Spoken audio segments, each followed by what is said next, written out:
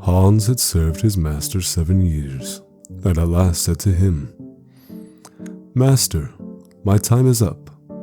I should like to go home and see my mother. So give me my wages." And the master said, "You have been a faithful and good servant, so your pay shall be handsome." Then he gave him a piece of silver that was as big as his head. Hans took out his pocket handkerchief, put the piece of silver into it, threw it over his shoulder, and jogged off homewards. As he went lazily on, dragging one foot after another, a man came in sight, trotting along gaily on a capital horse. "Ah," said Hans aloud, "what a fine thing it is to ride on horseback. There he sits as if he was at home in his chair. He trips against no stones, spares his shoes, and yet gets on he hardly knows how." The horseman heard this, and said, "Well, Hans, why do you go on foot then?" "Ah," said he, "I have this load to carry. To be sure, it is silver, but it is so heavy that I can't hold up my head, and it hurts my shoulders sadly." "What do you say to changing?" said the horseman. "I will give you my horse, and you shall give me the silver." "With all my heart," said Hans. "But I tell you one thing, you'll have a weary task to drag it along." The horseman got off, took the silver, helped Hans up, gave him the bridle into his hand, and said, "When you want to go very fast, you must smack your lips loud and cry, 'Jip.'" Hans was delighted as he sat on the horse and rode merrily on. After a time, he thought he should like to go a little faster. So he smacked his lips and cried, "Jip." Away went the horse, full gallop, and before Hans knew what he was about, he was thrown off and lay in a ditch by the roadside. And his horse would have run off, if a shepherd who was coming by, driving a cow, had not stopped it. Hans soon came to himself, and got upon his legs again. He was sadly vexed, and said to the shepherd, "This riding is no joke. When a man gets on a beast like this, that stumbles and flings him off, as if he would break his neck. However, I'm off now, once for all. I like your cow a great deal better. One can walk along at one's leisure behind her, and have milk, butter, and cheese every day into the bargain. What would I give to have such a cow?" "Well," said the shepherd, "if you are so fond of her, I will change my cow for your horse." "Done," said Hans merrily. The shepherd jumped upon the horse, and away he rode. Hans drove off his cow quietly, and thought his bargain a very lucky one. "If I have only a piece of bread, and I certainly shall be able to get that, I can, whenever I like, eat my butter and cheese with it. And when I am thirsty, I can milk my cow and drink the milk. What can I wish for more?" When he came to an inn, he halted, ate up all his bread, and gave away his last penny for a glass of beer.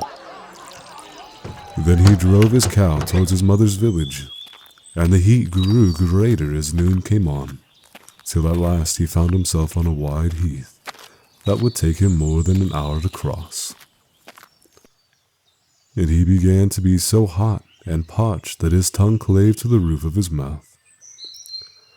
"I can find a cure for this," thought he. "Now will I milk my cow and quench my thirst." So he tied her to the stump of a tree, and held his leathern cap to milk into. But not a drop was to be had.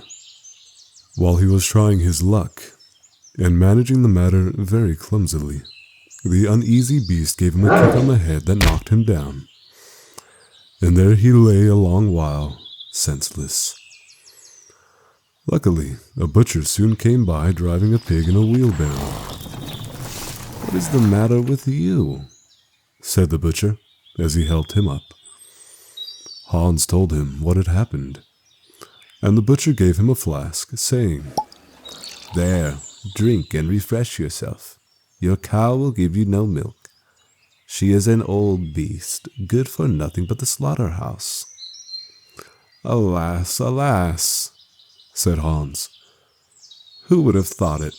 If I kill her, what will she be good for? I hate cow beef. It is not tender enough for me. If it were a pig now, one could do something with it. It would, at any rate, make some sausages." "Well," said the butcher, "to please you, I'll change, and give you the pig for the cow." "Heaven reward you for your kindness," said Hans, as he gave the butcher the cow and took the pig off the wheelbarrow and drove it off, holding it by the string that was tied to its leg. So on he jogged, and all seemed now to go right with him. He had met with some misfortunes, to be sure, but he was now well repaid for all. The next person he met was a countryman carrying a fine white goose under his arm. The countryman stopped to ask what was o'clock, and Hans told him all his luck, and how he had made so many good bargains. The countryman said he was going to take the goose to a christening. "Feel," said he, "how heavy it is, and yet it is only 8 weeks old. Whoever roasts and eats it may cut plenty of fat off it. It has lived so well." "You're right," said Hans as he weighed it in his hand, "but my pig is no trifle." Meantime the countryman began to look grave, and shook his head. "Hark ye," said he, "my good friend, your pig may get you into a scrape. In the village I just came from, the squire has had a pig stolen out of his sty. I was dreadfully afraid, when I saw you, that you had got the squire's pig. It will be a bad job if they catch you. The least they'll do will be to throw you into the horse pond." Poor Hans was sadly frightened. "Good man," cried he, "pray get me out of this scrape. You know this country better than I. Take my pig and give me the goose." "I ought to have something into the bargain," said the countryman. "However, I will not bear hard upon you, as you are in trouble." Then he took the string in his hand and drove off the pig by a side path, while Hans went on the way homewards free from care. "After all," thought he, "I have the best of the bargain. First there will be a capital roast. Then the fat will find me in goose grease for 6 months. And then there are all the beautiful white feathers. I will put them into a pillow, and then I'm sure I shall sleep soundly without rocking. How happy my mother will be." As he came to the last village, he saw a scissor grinder with his wheel working away and singing, "O'er hill and o'er dale, so happy I roam. Work light and live well, all the world is my home. Who so blithe, so merry as I?" Hans stood looking for a while, and at last said, "You must be well off, Master Grinder. You seem so happy at your work." "Yes," said the other. "Mine is a golden trade.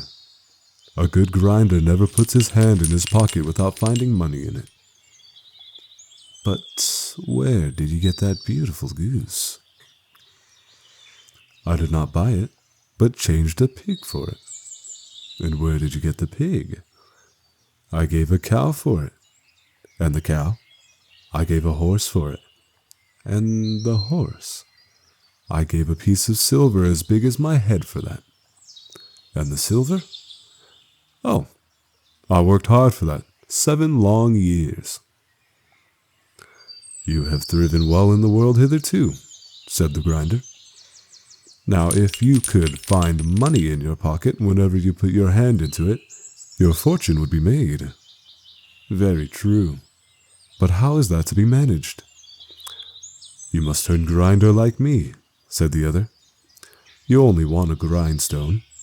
The rest will come of itself. Here's one that is a little worse for wear. I would not ask more than the value of your goose for it. Will you buy? How can you ask such a question? Replied Hans. I should be the happiest man in the world if I could have money whenever I put my hand in my pocket. What could I want more? There's the goose. Now, said the grinder, as he gave him a common rough stone that lay by his side. This is a most capital stone. Do but manage it cleverly, and you can make an old nail cut with it. Hans took the stone and went off with a light heart.